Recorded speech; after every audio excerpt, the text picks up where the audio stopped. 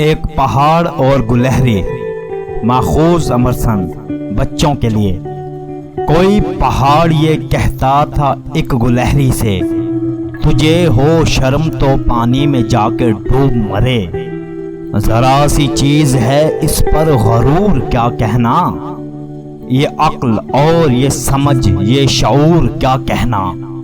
खुदा की शान है ना चीज चीज बन बैठी, जो बेशऊर हों यूं बातमीज बन बैठी।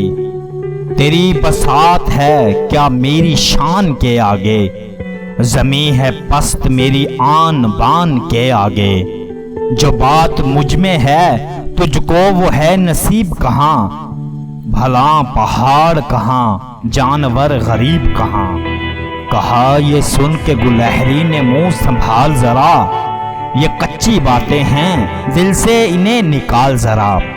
जो मैं बड़ी नहीं तेरी तरह तो क्या परवाह, नहीं है तू भी तो आखिर मेरी तरह छोटा। हर एक चीज से पैदा खुदा की कुदरत है, कोई बड़ा कोई छोटा ये उसकी हिकमत है।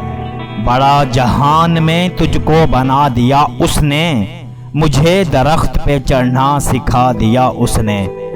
कदम उठाने की ताकत नहीं जरा तुझ में, निरी बड़ाई है खूबी है और क्या तुझ में। जो तू बड़ा है तो मुझसा हुनर दिखा मुझको, ये छालिया ही जरा तोड़ कर दिखा मुझको।